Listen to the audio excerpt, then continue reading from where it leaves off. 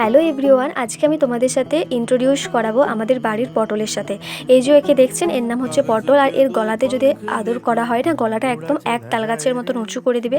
আর আমি কথাই শুনেছি যে এরকম গরুর গলাতে যদি আদর করা হয় ওদের খুব আরাম লাগে এবং ওরা তোমাকে মন ভরে আশীর্বাদ করে। তো যাই হোক, এরপর আমি তোমাদের সাথে আমাদের বাড়ির কিছু সবজির ভিডিও শেয়ার করব। এখানে লাউ শাক, পুঁই শাক, বেগুন এবং এখানে এই যে বরবটি গাছ লাগানো হয়েছে। দাঁড়ান আপনাদেরকে কয়েকটা বরবটি দেখাই। এই যে দেখুন, এখনও বরবটিগুলো খাওয়ার মতন হয়নি, তবে অনেক ছোট ছোট হয়েছে। আর এই যে এখানে লঙ্কা গাছ লাগানো হয়েছে। এরপরেই দেখাবো সে আনারস গাছটে।